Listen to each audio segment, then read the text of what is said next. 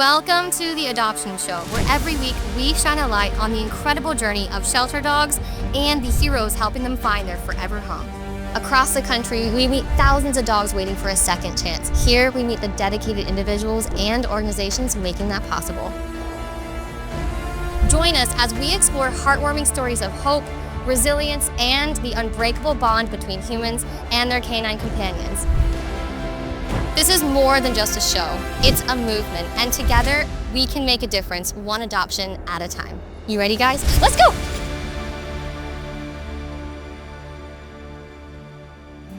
On the Adoption Show, saving lives is fun together. On the Adoption Show, Welcome to the Adoption Show. I'm your host, Amber Akar, and I'm so glad you're here. Today and every day, we're introducing you to wonderful adoptable dogs from shelters across America. And when you say yes to one of them, you'll get an awesome gift from us to celebrate your new family member. So let's go find your perfect match.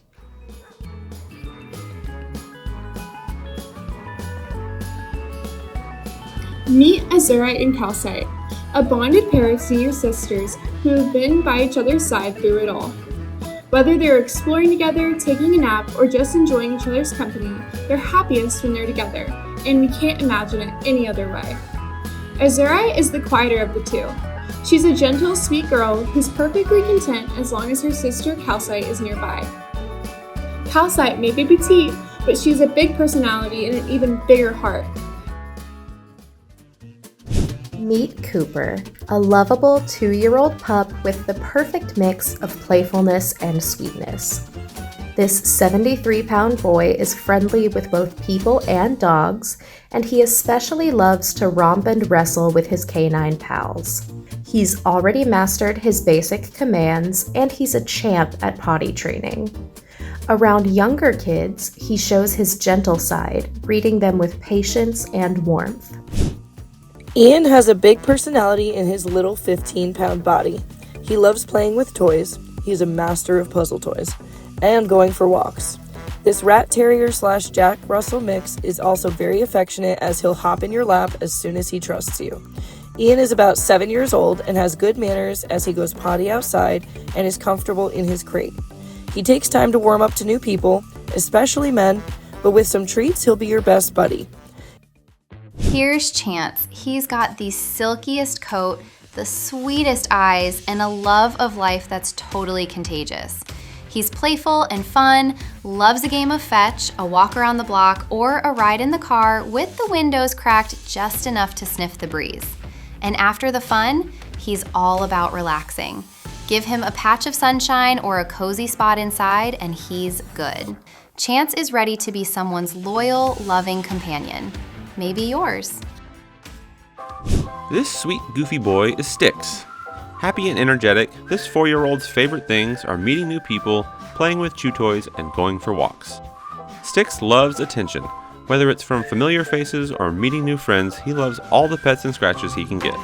Speaking of toys, he absolutely loves Kongs, Nylabones, and other harder toys. But soft toys like plushies are probably not a good idea. He's also a big fan of treats and already knows some of the important commands like sit and wait.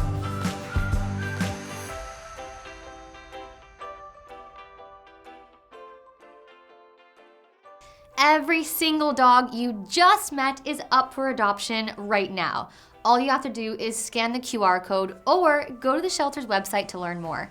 And remember, if you tell them you saw the dog on the Adoption Show, we will send you a welcome gift that's packed with goodies for your new pup.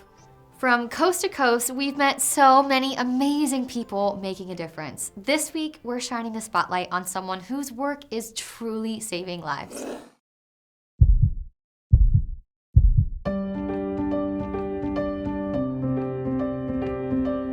Hi, I am Michelle Frennier with Humane Animal Rescue of Pittsburgh. Welcome to our East Side shelter here in Pittsburgh, Pennsylvania. Come on in and check things out. Humane Animal Rescue is an animal shelter here in Pittsburgh, Pennsylvania. We have just recently celebrated our 150th anniversary. Humane Animal Rescue is the result of a merger of two legacy organizations, the Western Pennsylvania Humane Society and the Animal Rescue League. So we're very proud of our legacy and the history that we have and the impact that we have been making in the Pittsburgh communities. The organization, when it was originally founded, not only was concerned about the care and safety of animals, but also for women and children. So we have a wonderful adoptions team. They really are kind of matchmakers, as it were. So this team is going to help guide them in that decision. They're going to talk to them a little bit more about their situation. There are a lot of great animals here. It's just finding that one that is the best fit. You know, we wouldn't want to have somebody who lives in a studio apartment, you know, adopt a very large, you know, husky type animal that needs lots of running and exercise. It just wouldn't be the best fit. So we can take you into our cats and small animals. We have a program called Animal Tales, and so kids from grades 1 all the way up through grade 12 can come here and read to animals. A bunny or a cat or a dog is not going to judge your reading skills, so it's really great for them to work on their reading and feel very comfortable. So it's a delightful program. As you can see, all of our cat kennels are two-sided. So our feline friends can have a place to eat separate from where their litter box is. All of the kennels have their own ventilation system. We also have several colony rooms. Sometimes those are for cats that come in that are bonded, or if they come in from a hoarding situation and we need to quarantine them for a little bit, so that gives them a little bit more space. So.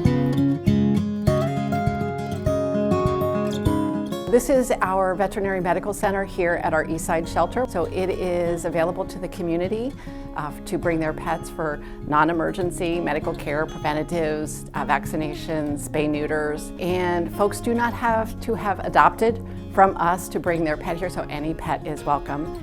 It is low cost, so generally our services cost probably 50% to 2/3 of what a private practice would be. So it's a really important resource for the community and for the care of the animals that they have. Pet parents will often seek help for their pets and their medical needs before they would consider worrying about their own health. So by partnering with Allegheny Health Network, when folks come out to the mobile unit, our veterinary team will be offering wellness checks or any kind of other small health issues that they need to address. But the team from Allegheny Health Network will then also be offering their human some health information and advice. So they'll be checking with them to find out how their health is. Do they have any health concerns about their blood pressure, nutrition, depression? It really is a win-win, and we're treating both ends of the leash. So that's a great program that we've been able to partner with, and again, to support those in our community who have a need. One of the ways that we look to support our community is through our Ellie's Pet Pantry. Folks who may be facing some challenges in feeding their pets, we ultimately believe that the best place for a pet is in a loving home, and whatever we can do to help that pet stay there, we want to do. So dog food, cat litter. We also offer leashes, crates, toys, anything again that could help again that person who might be struggling, but we want to keep their pet that they love in their home. So one of the things that we have started within the last 6 months out here is playgroups. So we have 2 play yards and runs here. So while animals are in our care, it's important that they get as much enrichment as possible. So by getting them out here in play groups and having some time in the runs, it not only gives them physical activity, it gives them mental activity too. And it also helps our behavior and enrichment team work with them, understand some of the issues that they may be facing, and it also helps us learn about them more. So it's a really great program. Some of our dogs have even become helper dogs. So again, it's really important that they have as much activity as possible and that we can continue to learn about them, and with the ultimate goal of getting them to a point where they're a really good candidate for adoption. We have been making a difference in Pittsburgh for more than 150 years, and we hope to continue that legacy well into the future. We're excited about what that holds and all the ways that we can impact the animals and their humans here in Pittsburgh.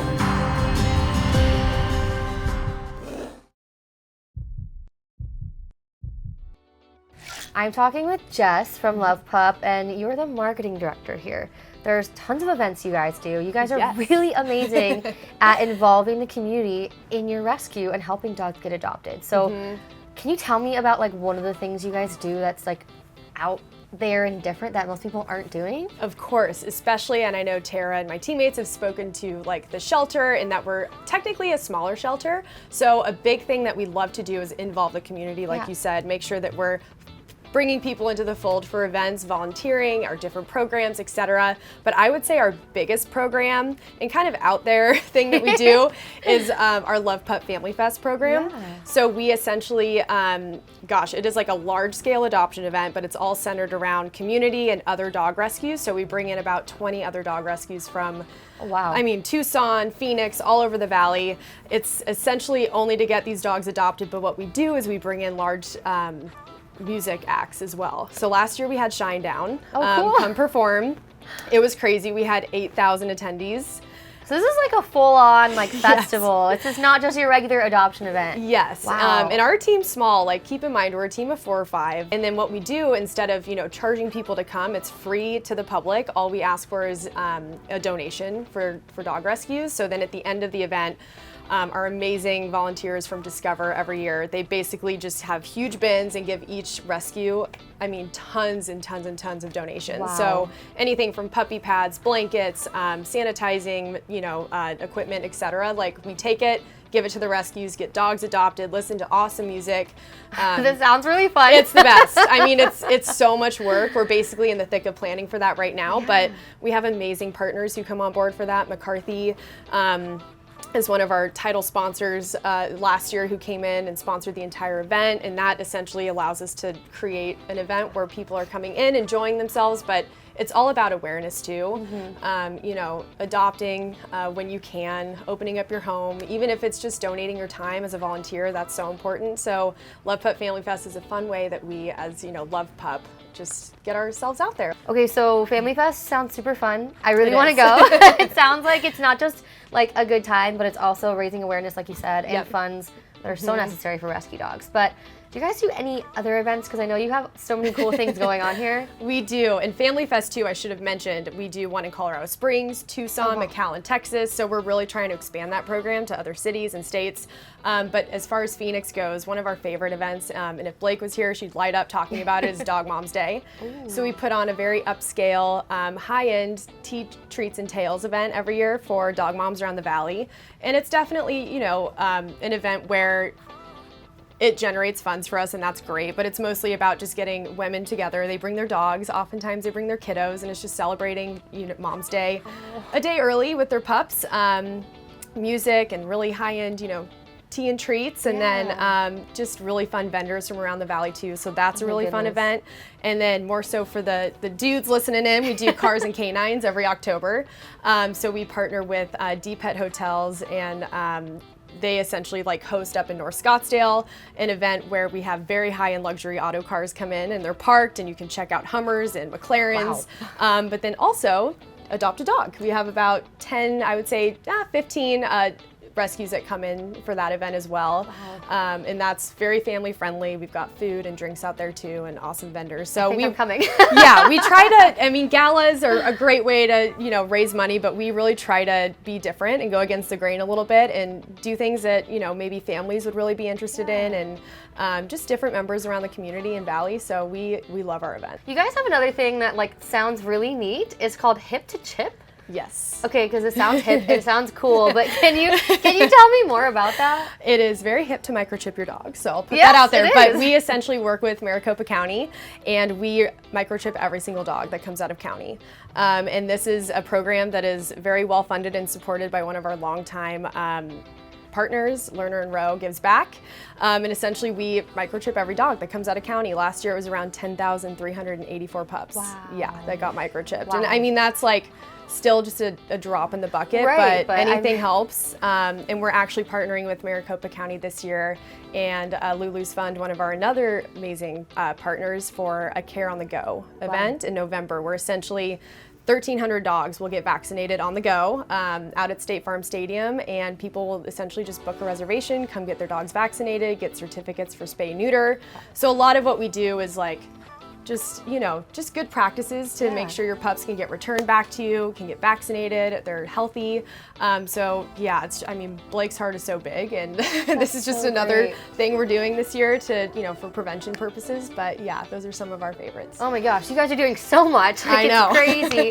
And I love that it's like, obviously you want to get dogs adopted, but you guys are helping people and pets in so many other ways too. Yes. With the microchips and helping them find their families back. It's just, wow, you guys are doing a lot. And thank you for doing all of that and helping all these rescue animals and getting them the attention they deserve. So thank you so much for taking the time to chat with me today. Of course, thanks Tell for your coming. dog that I said hi. Always. Awesome. Well, this has been so much fun to chat with you. So thank you so much. Thank you so much. Consider fostering if you're not ready to adopt yet. You'll help save a life, free up shelter space, and get a feel for what kind of pet is right for you. I actually fostered him before adopting him. So let's go meet some more dogs that could use a foster or forever home.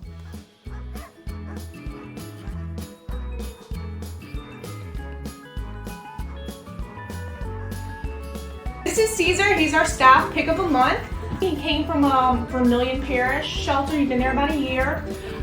He's super sweet. He loves to be in the pool. He loves water. He's one of our staff favorites. He just got out of heartworm treatment. Hello. What are you doing? As you can see, he loves kisses. He's been here a while and he deserves a really good home. So come out, meet him, take him on a canine cabbie, and let him have some fun. Ranger is a high-energy, fun-loving dog who's always ready to turn everyday moments into an adventure. He loves to run, play, and explore, and nothing gets him more excited than a good game of fetch. Tennis balls are his absolute favorite, and playtime is where his personality really shines. He's smart, eager to learn, and thrives with people who enjoy staying active and engaged. Asuka is a sweet 8-month-old girl who was surrendered sadly by her owner. He was very heartbroken, but he realized that he couldn't give her the time and attention that she needed. She is a high-energy puppy who is full of life and always ready to party. She loves people, gets along great with other dogs, and is super curious about the world around her. She's looking for an active home that can keep up with her, guide her, and help her grow into the amazing dog she's meant to be. Meet Nala, a beautiful 2-year-old mixed breed with a heart as big as her smile. This sweet girl is full of love, personality, and just the right amount of playful energy. Whether she's chasing after a tennis ball in a game of fetch, splashing around in a kiddie pool to cool off, or soaking up all the pets and cuddles she can get, Nala is the happiest when she's spending time with her people. Nala has a happy-go-lucky personality that makes it easy to fall in love with her. Bobby is just under 6 years old and has the perfect mix of playful energy and affection. Bobby is one of those dogs who just makes you smile. His friendly, easygoing personality lights up every room he walks into. He's great on a leash and loves getting outside, whether it's for a casual walk around the block or a jog through the park. Bobby also enjoys spending time with other playful dogs, so he'd be a wonderful addition to a home with furry siblings. With so many amazing dogs out there, I'm sure one of them could be your new best friend. Now, let's get you set up for success with this week's adoption tip from A to Z. Playtime! Playtime is more than just fun. It's how dogs learn and bond with you. Daily playtime helps burn energy, encourages connection, and gives dogs an outlet. So using toys, fun games, and even training exercises can help make play part of your routine. I highly suggest you find ways that your dog likes to play. Every dog is different, so maybe your dog likes when you bounce around, maybe they like when you lay on the floor and roll around with them. Find what your dog loves and find ways to communicate with them through play.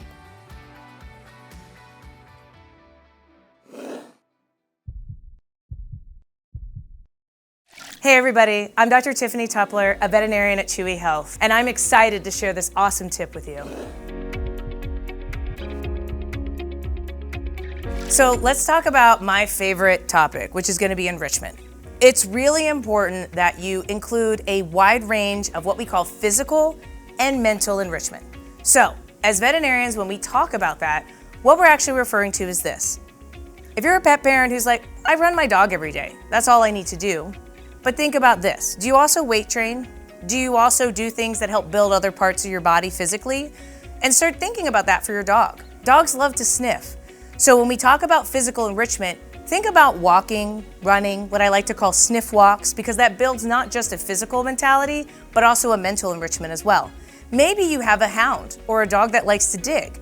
Creating legal dig spots, because to be honest, it's a normal dog behavior. You're not gonna prevent it. And so what we can do instead is maybe get a tiny dog pool, fill it with some dirt, maybe some really cool toys, and that way you can reward your dog for using and digging in a location where it may not normally dig. But at least then it allows itself to display normal behaviors. Let's talk a little bit about mental enrichment. Dogs love to think. They love to troubleshoot. And I will tell you, it's one of my guilty pleasures is I love watching a dog do a good enrichment puzzle. Mostly because it's fun to see how their brain works. Like, can they turn the knob? Will they be able to move that switch? Just keep in mind that some dogs can get easily frustrated, so getting an easy puzzle first will probably be best, but it's a really good thing for two reasons. One, mental stimulation can help decrease anxiety and stress because it makes them more tired. Think about taking a really long exam and then coming home at the end of the day, you're pretty tired. Two, what it also allows for them to do is create independent time. It actually helps decrease separation anxiety because what you're doing is you're teaching your dog that they can actually engage and do other stuff without you being present. And so it's really important that you constantly alter and change the physical and mental enrichment that you offer your dog because it will allow them to actually experience the world around them and continue to be thinking. Because we don't want our dogs to get bored and we also don't want our dogs to get stressed.